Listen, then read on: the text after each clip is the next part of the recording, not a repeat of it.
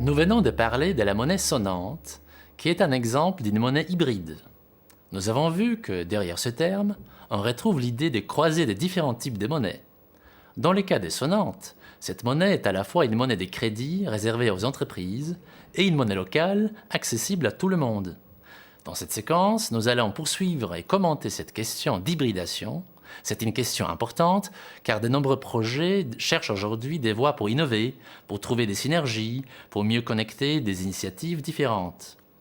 Fusionner des modèles différents au sein d'un dispositif unique peut poser des problèmes techniques particuliers, car chaque monnaie possède à la base sa logique propre. Dans l'exemple de sonnante que nous venons de voir, quelle est la différence entre le barter et la monnaie locale ? Eh bien, la différence fondamentale est la suivante.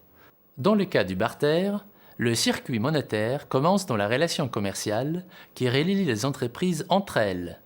Le barter est un circuit monétaire B2B. Et la monnaie interne du réseau est une monnaie de crédit.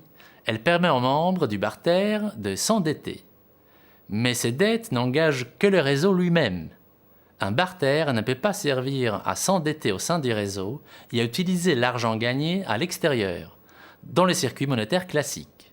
Pour que le réseau fonctionne, l'offre doit donc entièrement trouver sa demande à l'intérieur du circuit.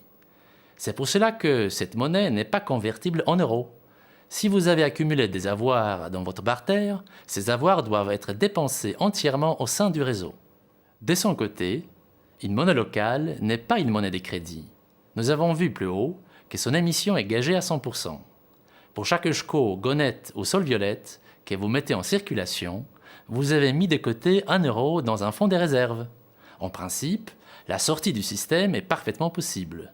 Vous vous présentez à la caisse d'émission avec votre monnaie locale, la caisse d'émission la récupère et vous rend vos euros en puisant dans le fonds de réserve. Nous l'avons vu dans le cas de l'USHCO. Une entreprise peut récupérer les euros, certes avec une pénalité de 5% au moment de la reconversion.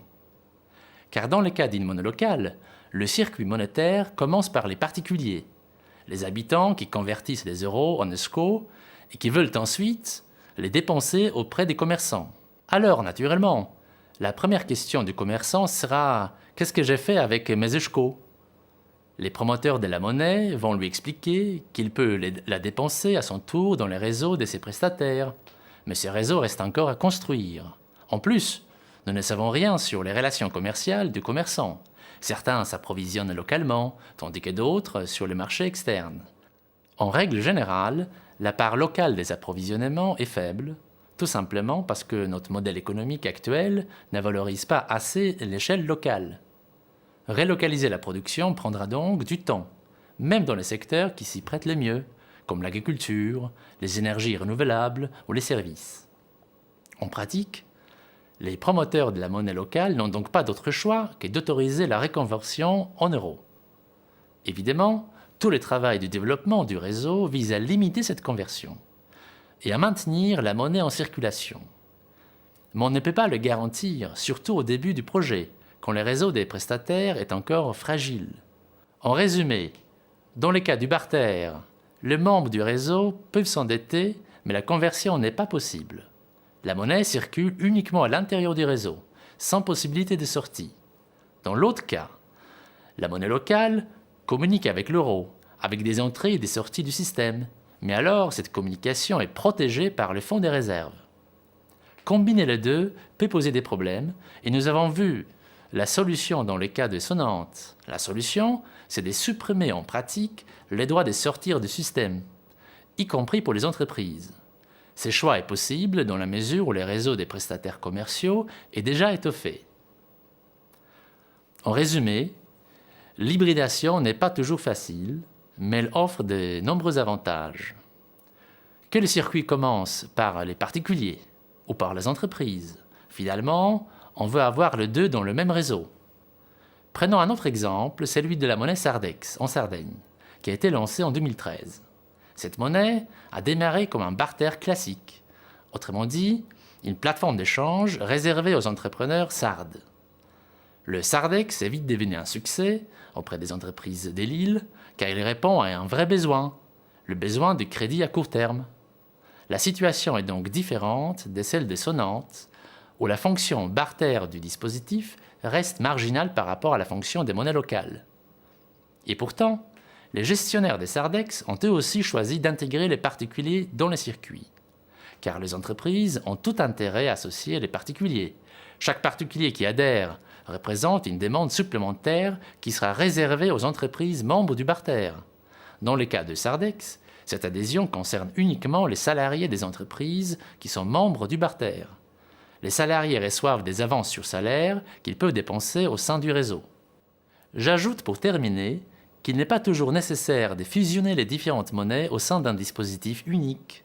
Il existe au moins deux autres façons pour créer des synergies. On peut combiner les échelles, mais on peut aussi regrouper des acteurs locaux au sein d'une même démarche territoriale.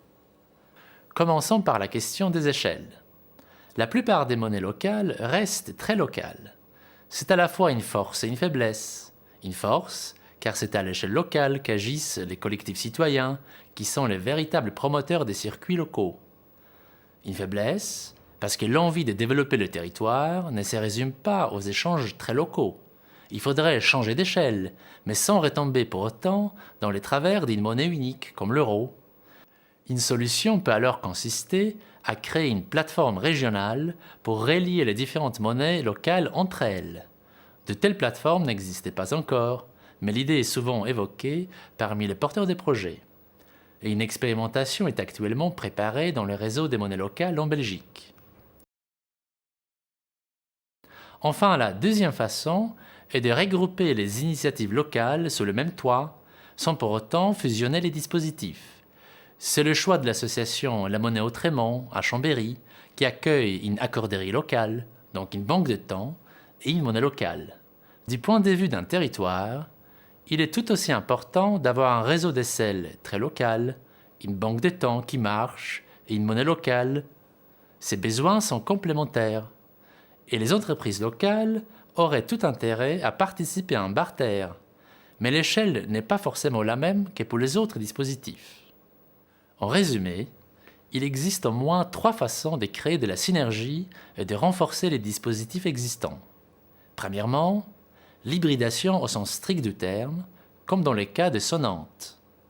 Deuxièmement, la connexion des échelles par des plateformes régionales ou nationales. Et enfin, une meilleure connexion des différentes initiatives locales.